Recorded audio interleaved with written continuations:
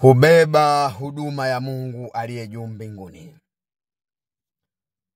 Kutangaza injili ya Yesu Kristo mwana wa Mungu aliye juu mbinguni. Inatakiwa uwe una kifua kizito sana. Kifua cha kubeba mazito. Kifua cha kubeba maumivu. Kifua cha kubeba changamoto tutakazopitia. Shida, matatizo. Kwa sababu unapobeba huduma ya Mungu, utakutana na magumu sana ili ushindwe kubeba huduma uliopewa na Mungu aliye juu mbinguni. Unapotangaza injili ya Yesu Kristo mwana wa Mungu aliye juu mbinguni, utakutana na watu watakaye kurudisha nyuma. Watu watakaye kudhalau. Watu watakaye kusingizia, watakaye kutukana, watakaye kushutumu, watakuita majina mabaya machafu sana. Lazima ukubaliane navyo. Nitajitolea mfano mimi Prophet James Ndaishimiye. Watu wengi tangu nianze huduma ya Mungu walinitukana, hadi leo wananitukana. Wananizalau, wananizalau. Wananishtumu, walinishtumu. Walinisingizia, hadi leo wananisingizia. Wananiita majina ya kunichafua, ya kunitukana. Lakini kulingana kifua kizito cha kuyabeba, siwezi kutishiwa na maneno, siwezi kutishiwa na mizigo wanaonibebesha. Kwa sababu mimi najiamini na naamini Mungu wangu aliye juu mbinguni aliyonichagua. Watu wengi walijaribu kuniondoa kupitia njia nyingi tofauti. Walinipatia masumu kwa vyakula, walinitumia mauchawi, mara nifie nyumbani, mara nikufe kwenye ajali, mara wanawake waniangamize, mara nini, lakini wameshindwa. Kwa sababu nina msimamo. Kwa siku ya leo naomba unisikilize kwa makini sana.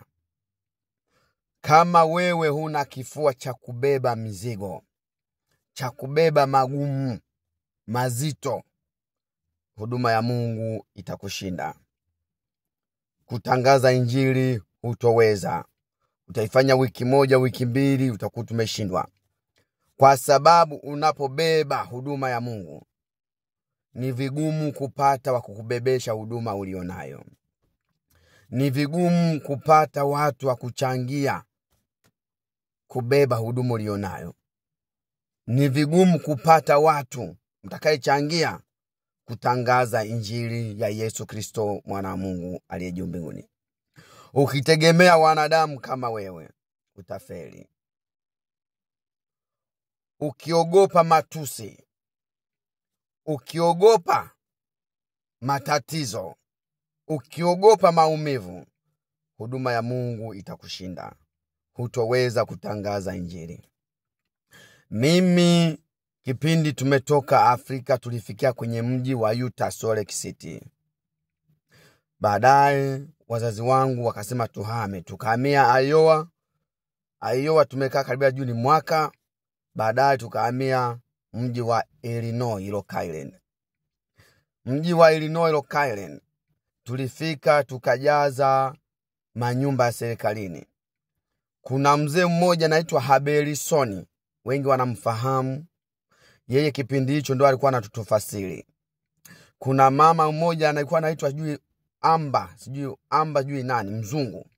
Akasema ananipenda mimi, nikamwambia wewe ni mzee, unalingana mamangu.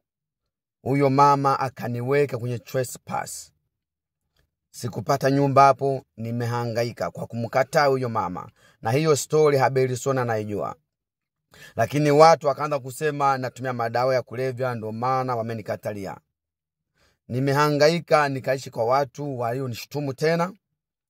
Lakini mimi nimeendelea kumwamini Mungu aliye juu mbinguni. Ilifika kipindi tena nikabahatika, tukakodi nyumba na wazazi, shida na matatizo vikatokea. Paka kipindi nimeoa. Nilivyooa, shida na matatizo vimeendelea. Ndio maana waambia lazima uwe na kifua cha kutunza magumu sana. Baadaye nikarudi Utah, nikapigwa ajali. Jaribu waniue. Mimi nimepitia shida nyingi na matatizo ili waniangamiza, lakini wameshindwa. Ukiulizia Utah, mimi nimesaidia watu wengi sana. Watu niliowatunza, nyumba nilikuwa nimekodi ni watu wengi wa aina. Lakini shukrani ya punda ni mateke. Na mimi sijali. Sasa kuna watu wengi waniona kipindi nimeitwa na Mungu nahangaika. Wanaanza kusema mimi sipendi kazi, sipendi kutumika, mimi ni mvivu, mimi maskini. Ulizia vizuri, utajua mimi ni mtu aina gani. Mimi sipendi kulelewa na watu, kwa sababu najua mimi na mikono ya kufanya kazi na miguu, mimi na akili timamu ya kujitafutia maisha. Wengi wanalijua hilo, wanaoishi kwenye mji wa Utah. Cha kushangaza, napoendelea kutangaza injili, watu wanaendelea kunishtumu. Wanaenda kuniita sijui mimi ni Freemason, mimi namtumikia shetani. Kumbuka ya kwamba wale wanamtumikia shetani hawamuiti shetani, wanamuita Mungu wao. Waangalie wachawi, ukiwaambia ni wachawi wanaanza kulia. Wanaita wengine ni wachawi. Mnisikize vizuri. Sasa mimi kwa sababu nimezoea kutukanwa, kudharaulika, kushtumiwa, mimi haviwezi kunikatisha tamaa. Watu wanajua kipindi nimeanza huduma ya Mungu, nimeongelewa vibaya na familia yangu, nimeongelewa vibaya na marafiki na ndugu, lakini sijakata tamaa. Hadi leo natangaza injili, hadi leo nimebeba huduma ya Mungu aliye juu mbinguni. Ukiangalia jinsi muonekano wa zamani na wa sasa, utaona utofauti. Sasa watu wanaenda kusema mimi nilikuwa silipi mabili. Mimi nilikuwa nalipa mabili kwa sababu kila hela nilikuwa natoa nimeandika sehemu. Akiendelea kubisha kama sikumsaidia, mimi nitaweka proof hapa, mtaona hela nilikuwa nampa. Mimi kila mshahara nilikuwa napokea, nilikuwa nampatia. Ni kwa sababu shukrani ya punda ni mateke.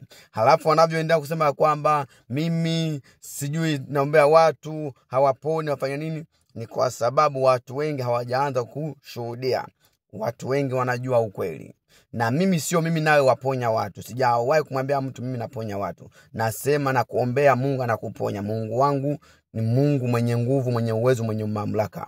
Nikikuombea unapona, unabarikiwa. Mnisikize vizuri. Msiongeze, msipunguze kwa kile nilichosema. Lakini ninyi wa kunitukana mwende kunitukana. Ninyi wa kunidharau mwende kunidharau. Ninyi wa kunishtumu mwende kunishtumu. Ninyi wa kunisingizia mwende kunisingizia. Lakini najua Mungu wangu aliye juu mbinguni yote anayaona. Na hamuwezi kunikatisha tamaa. Wewe unaosema sipendi kulipa mabili, je, naishi kwa nani kwa sasa? Nani anayenilipia mabili? Jibu na maswali vimebaki kwako. Lakini Mungu aliye juu mbinguni ni mshindi wa washindi, na mimi siwezi kushindwa hata siku moja. Mtaendelea kusema na mimi nitaendelea kubeba huduma niliyopewa na Mungu aliye juu mbinguni, na nitaendelea kutangaza injili. Kama mtaki kuisikiliza, kama mnataka, lazima nitaendelea kutangaza injili.